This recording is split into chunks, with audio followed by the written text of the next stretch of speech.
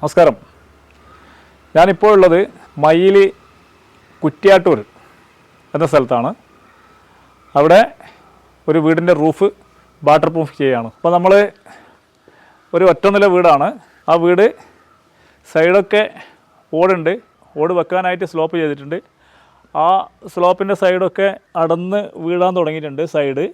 ഇപ്പോൾ ഒരു ഏകദേശം 10 വർഷമായി ഈ വീട് എടുത്തിട്ട്. വീടിൻ്റെ മുകളിൽ വാട്ടർ മാനേജ്മെൻറ്റ് ചെയ്തിട്ടുണ്ട്.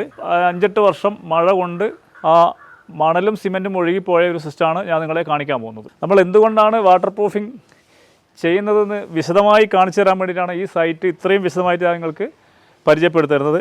ഇവിടെ നോക്കുക, ഇവിടെ മണൽ ഒഴുകിപ്പോയി കല്ല് കാണാൻ തുടങ്ങി. ഈ അവസ്ഥയാണ് ഒരു സ്ലാബിന് ഒരു 4-5 വർഷം കൊണ്ട് സംഭവിച്ചുകൊണ്ടിരിക്കുന്നത്. അപ്പോൾ ഇതിൽ വാട്ടർ പ്രൂഫിങ്ങിൻ്റെ പ്രസക്തി എത്രത്തോളം ഉണ്ടെന്ന് ഞാൻ രണ്ടാമത് വിശദീകരിക്കാം. ഈ 42 GSM മെഷ് വിരിച്ചതിന് ശേഷം കോട്ടിംഗ് അടിച്ച ഏരിയയും ഈ 2 ഏരിയയും തമ്മിലുള്ള വ്യത്യാസം നിങ്ങൾക്ക് നോക്കാം. കൃത്യമായിട്ട് നിങ്ങൾക്ക് മനസ്സിലാവും ഈ 2 ഏരിയയും തമ്മിലുള്ള വ്യത്യാസം. അപ്പോൾ ഇത് ചെയ്ത് കഴിഞ്ഞതിന് ശേഷം ഇതിൻ്റെ മുകളിൽ PU കൂട്ടും കൂടെ കൊടുക്കുമ്പോൾ നമുക്ക് ലീക്കും ഉണ്ടാകുന്നില്ല, ചൂടും ഉണ്ടാകുന്നില്ല. ഇതൊരു 10 വർഷക്കാലത്തേക്ക് ഈ കോൺക്രീറ്റിന് ഒരു കംപ്ലൈൻറ്റും ഉണ്ടാകുന്നില്ല.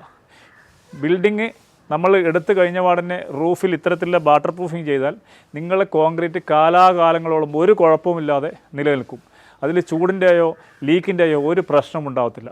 കാരണം നമ്മളൊരു വീട് ബിൽറ്റ് ചെയ്യുമ്പോൾ തന്നെ നമുക്കൊരുപാട് പ്രശ്നങ്ങൾ ഉണ്ടാകുന്നുണ്ട്. ചൂട്, തണുപ്പ്, മഴ, ഈ പ്രശ്നങ്ങളെല്ലാം അതിജീവിക്കാൻ നമ്മൾ നിർബന്ധമായി വെതർ പ്രൂഫ് ചെയ്തേ പറ്റൂ. അപ്പോൾ ഒരു പ്രശ്നം വന്നിട്ട് ചെയ്യുന്നതിനെക്കാട്ടി നല്ലത്, രോഗം വന്ന് ചികിത്സിക്കുന്നതിനെക്കാട്ടി നല്ലത്, രോഗം വരുന്നതിന് മുമ്പിൽ നമുക്കൊരു ചികിത്സ അല്ല ഒരു പ്രതിവിധി അതിന് കൊടുക്കുന്നതാണ് നല്ലത്. അതാണ് ഇവിടെ നടക്കുന്ന വാട്ടർ പ്രൂഫിംഗ് സിസ്റ്റം. ഇപ്പം മെഷ് ഇട്ടിട്ട് സിമെൻറ്റീഷ്യസ് കോട്ട് അടിച്ചുകൊണ്ടിരിക്കുകയാണ്. അത് അടിച്ച് കഴിഞ്ഞ് ക്യൂറേഷൻ ആയതിനു ശേഷം വീണ്ടും ഇതിലേക്കൂടെ 3-4 കോട്ടിങ്, പ്രൈമർ കോട്ടിങ്, പിന്നെ PU കോട്ടിങ്ങും ഇതിൻ്റെ മുകളിലേക്കൂടെ വരുന്നതായിരിക്കും. ഈ ബിൽഡിങ്ങിന് പിന്നെ ഒരു കാലത്തും ഒരു പ്രശ്നവും ഉണ്ടാകാൻ സാധ്യതയില്ല.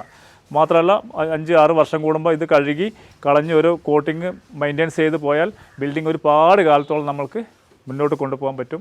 അതാണ് വാട്ടർ പ്രൂഫിങ്ങിൻ്റെ പ്രസക്തി. പിന്നെ roof chemist water proofing solution ഇത്തരത്തിലുള്ള എല്ലാ വർക്കുകളും വളരെ ഭംഗിയായി ചെയ്തു കൊടുക്കുന്നു. നിങ്ങൾക്കും വിളിക്കാം.